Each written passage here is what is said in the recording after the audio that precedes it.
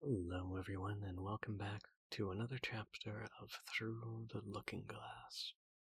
Tonight we're going to be reading Chapter 3, Looking Glass Insects. So, cuddle up, get cozy, and I certainly hope you enjoy. Of course, the first thing to do was make a grand survey of the country she was going to travel through. It's something very like learning geography, thought Alice, as she stood on tiptoe in hopes of being able to see a little further. Principal rivers, there are none. Principal mountains, I'm on the only one, but I don't think it's got any name. Principal towns, why, what are those creatures making honey down there? They can't be bees. Nobody ever saw a bee a mile off, you know. And for some time she stood silent, watching one of them that was bustling about amongst the flowers, poking its proboscis into them, just as if it were a regular bee, thought Alice. However, this was anything but a regular bee. In fact, it was an elephant, as Alice soon found out, though the idea quite took her breath away at first. And what enormous flowers they must be, was her next idea. Something like cottages with the roofs taken off and stalks put to them. And what quantities of honey they must make. I think I'll go down and... No, I won't just yet, she went on, checking herself just as she was beginning to run down the hill, and trying to find some excuse for turning shy so suddenly. It'll never do to go down amongst them without a good long branch to brush them away. And what fun it'll be when they ask me how I like my walk. I shall say, "Oh, I like it well enough," and here came her favorite little toss of the head, "only it was so dusty and hot, and the elephants did tease so." "I think I'll go down the other way," she said after a pause, "and perhaps I may visit the elephants later on. Besides, I do so want to get into the third square." So, with this excuse, she ran down the hill and jumped over the first of the 6 little brooks. "Tickets, please," said the guard, putting his head in at the window. In a moment everybody was holding out a ticket. They were about the same size as the people, and everybody seemed to quite fill the carriage. "Now then, show your ticket, child," the guard went on, looking angrily at Alice, and a great many voices all said together, like the chorus of a song, thought Alice, "Don't keep him waiting, child. Why, his time is worth £1,000 a minute." "I'm afraid I haven't got one," Alice said in a frightened tone. "There wasn't a ticket office where I came from." And again the chorus of voices went on. "There wasn't room for one where she came from. The land there is worth £1,000 an inch."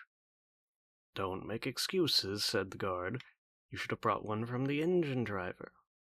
And once more the chorus of voices went on with, "The man that drives the engine, why the smoke alone is worth £1,000 a puff." Alice thought to herself, "Then there's no use in speaking." The voices didn't join in this time, as she hadn't spoken aloud, but to her great surprise they all thought in chorus.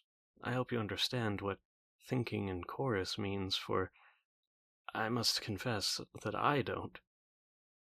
Better say nothing at all. Language is worth £1,000 a word, they thought. "I shall dream about £1,000 tonight, I know I shall," thought Alice. All this time the guard was looking at her, first through a telescope, then through a microscope, and then through an opera glass. At last he said, "You're traveling the wrong way," and shut up the window and went away. "So young a child," said the gentleman sitting opposite to her. He was dressed in white paper. "Ought to know which way she's going, even if she doesn't know her own name." A goat that was sitting next to the gentleman in white shut his eyes and said in a loud voice, "She ought to know her way to the ticket office, even if she doesn't know her alphabet." There was a beetle sitting next to the goat. It was a very queer carriage, full of passengers altogether, and, as the rule seemed to be that they should all speak in turn, he went on with, "You'll have to go back from here as luggage." Alice couldn't see who was sitting beyond the beetle, but a rather hoarse voice spoke next. "Check engines," it said, and was obliged to leave off. "Why, it sounds like a horse," Alice thought to herself, and an extremely small voice close to her ear said, "You might make a joke on that. Something about horse and horse, you know." Then a very gentle voice in the distance said, "She must be labeled Lass with care, you know." And after that, other voices went on. "What a number of people there are in this carriage," Alice thought, saying, "She must go by post, as she's got a head on her. She must be sent as a message by the telegraph. She must draw the train herself for the rest of the way," and so on. But the gentleman dressed in white paper leaned forwards and whispered in her ear, "Never mind what they all say, my dear, but take a return ticket every time the train stops." "Indeed I shan't," Alice said rather impatiently. "I don't belong to this railway journey at all. I was in a wood just now, and I wish I could get back there." "You might make a joke on that," the little voice close to her ear said. "Something about you would if you could, you know." "Don't tease so," said Alice, looking about in vain to see where the voice came from. "If you're so anxious to have a joke made, why don't you make one yourself?" The little voice sighed deeply.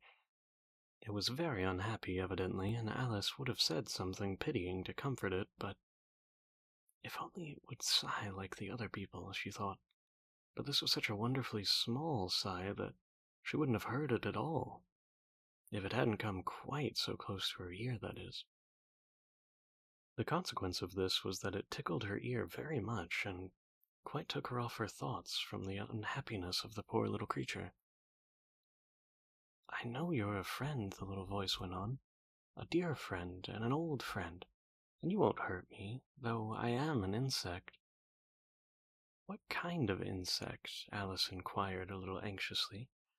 What she really wanted to know was whether it could sting or not, but she thought this wouldn't be quite a civil question to ask.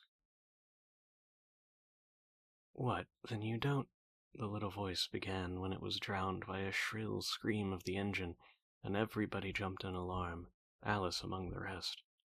The horse, who had put his head out the window, quickly drew it in and said, "It's only a brook we have to jump over." Everybody seemed satisfied with this, though Alice felt a little nervous at the idea of trains jumping at all. "However, it'll take us into the fourth square, that's some comfort." In another moment she felt the carriage rise straight up into the air, and in her fright she caught at the thing nearest to her hand, which so happened to be the goat's beard. But the beard seemed to melt away when she touched it, and she found herself sitting quietly under a tree, while the gnat, for that was the insect she had been talking to, was balancing itself on a twig just over her head and fanning her with its wings. It certainly was a very large gnat, about the size of a chicken, Alice thought. Still, she couldn't feel nervous with it, after all, they had been talking together for so long. "Then you don't like insects?" the gnat went on, as quietly as if nothing had happened. "Well, I like them when they can talk," Alice said. "None of them ever talk, where I come from." "What sort of insects do you rejoice in where you come from?" the gnat inquired. "Well, I don't rejoice in insects at all," Alice explained, "because I'm rather afraid of them. At least the large kinds. But I can tell you the names of some of them." "Of course, they answer to their names," the gnat remarked carelessly. "I never knew them to do it." "Well, then what's the use of having names," said the gnat, "if they won't answer to them?" "No use to them," said Alice, "but it's useful to the people who name them, I suppose. If not, then why do things have names at all?" "I can't say," the gnat replied. "Further on, in the wood down there, they've got no names. However, go on with your list of insects. You're wasting time." "Well, there's the horsefly," Alice began, counting off the names on her fingers. "All right," said the gnat. "Halfway up that bush you'll see a rocking horsefly, if you look closely. It's made entirely of wood, and it gets about by swinging itself from branch to branch." "What does it live on?" Alice asked, with great curiosity. "Sap and sawdust," said the gnat. "Go on with the list." Alice looked up at the rocking horse fly with great interest and made up her mind that it must have just been repainted, it looked so bright and sticky. And then she went on. And there's the dragonfly. Look on the branch just above your head, said the gnat, and there you'll find a snapdragonfly. Its body is made of plum pudding, its wings holly leaves, and its head a raisin burning in brandy. And what does it live on? Frumenty and mince pie, the gnat replied, and it makes its nest in a Christmas box.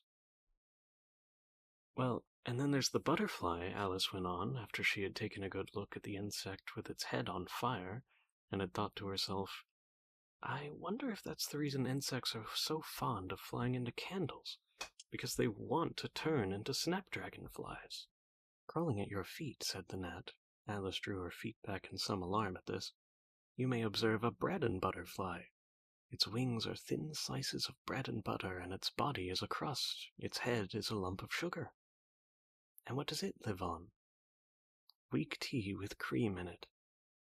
A new suggestion came into Alice's head.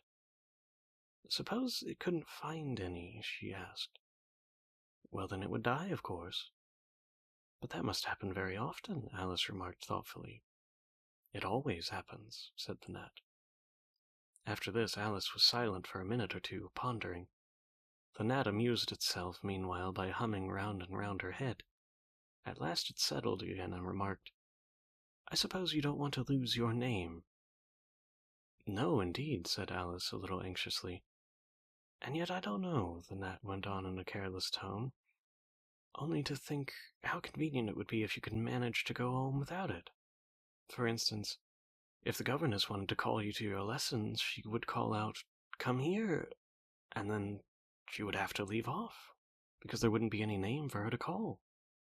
And of course you wouldn't have to go, you know. That would never do, I'm sure, said Alice. The governess would never think of excusing me from lessons for that. If she couldn't remember my name, she'd just call me Miss, as the servants do. Well, if she said Miss and didn't say anything more, the gnat remarked, of course you'd miss your lessons. That's a joke. I wish you had made it. Why do you wish I had made it? Alice asked. It's a very bad one. But the gnat only sighed deeply, while 2 large tears came rolling down its cheeks.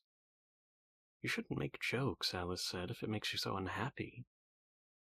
Then came another little melancholy sigh, and this time the poor gnat really seemed to have sighed itself away, for when Alice looked up there was nothing whatever to be seen on the twig, and as she was getting quite chilly with sitting still for so long, she got up and walked away. She very soon came to an open field with a wood on the other side of it. It looked much darker than the last wood, and Alice felt a little timid about going into it. However, on second thoughts, she made up her mind to go on. For I certainly won't go back, she thought to herself, and this was the only way to the 8th square. This must be the wood, she said thoughtfully to herself, where things have no names. I wonder what'll become of my name when I go in. I shouldn't like to lose it at all, because they'd have to give me another, and it would be almost certain to be an ugly one. But then the fun would be trying to find the creature that had got my old name. That's just like the advertisements, you know, when people lose dogs. Answers to the name of Dash. Had on a brass collar. Just fancy calling everything you meet Alice, till one of them answered. Only they wouldn't answer at all if they were wise. She went on rambling in this way until she reached the wood. It looked very cool and shady. Well, at any rate, it's a great comfort, she said as she stepped under the trees, after being so hot, to get into the... Into what? She went on, rather surprised at not being able to think of the word. I mean to get under this, you know, putting her hand on the trunk of a tree.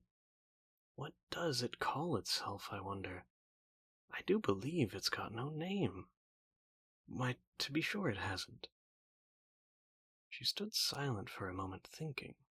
Then suddenly she began, Then it really has happened after all. And now, who am I? I will remember if I can. I'm determined to do it." But being determined didn't help much, and all she could say, after a great deal of puzzling, was L. "I know it begins with L." Just then a fawn came wandering by. It looked at Alice with its large, gentle eyes, but didn't seem at all frightened. Here then," Alice said as she held out her hand and tried to stroke it, but it only started back a little and then stood looking at her again. "What do you call yourself?" the fawn said at last. Such a soft, sweet voice it had. "I wish I knew," thought poor Alice. She answered rather sadly, "Nothing just now." "Think again," it said. "That won't do." Alice thought, but nothing came of it. "Please, would you tell me what you call yourself?" she said timidly. "I think that might help me a little." "I'll tell you if you move on a little further," the fawn said. "I can't remember here." So they walked on together through the wood, Alice with her arms clasped lovingly around the soft neck of the fawn, till they came out into another open field. And here the fawn gave a sudden bound into the air, and shook itself free of Alice's arms. "I am a fawn!" it cried out in a voice of delight, "and dear me, you're a human child!" A sudden look of alarm came into its beautiful brown eyes, and in another moment it had darted away at full speed. Alice started looking after it, almost ready to cry with vexation at having lost her dear little fellow traveler so suddenly. However, "I know my name now," she said. "That's some comfort. Alice, Alice. I won't forget it again. And now, which of these finger posts ought I follow, I wonder?" It was not very difficult a question to answer, as there was only one road through the wood, and the two finger posts both pointed along it. "I'll settle it," Alice said to herself, "when the road divides and they point different ways." But this did not seem likely to happen. She went on and on a long way, but wherever the road divided there were sure to be two finger posts pointing the same way, one marked to Tweedledum's house, and the other marked to the house of Tweedledee. "I do believe," Alice said at last, "that they must live in the same house. I wonder how I never thought of that before. But I can't stay there long. I'll just call and say how do you do, and ask them for the way out of the wood. If only I could get to the 8th square before it gets dark." So she wandered on, talking to herself as she went, till, on turning a sharp corner, she came upon two fat little men so suddenly she could not help but starting back. But in another moment she recovered herself, feeling sure that they must be. And there you have it, my dears, Chapter 3 of Through the Looking Glass. Be sure to listen in next time, when we will be going for Chapter 4, Tweedledee and Tweedledum. I do hope that you all enjoyed. I hope that you got comfortable, and I hope you get some good rest. Good night.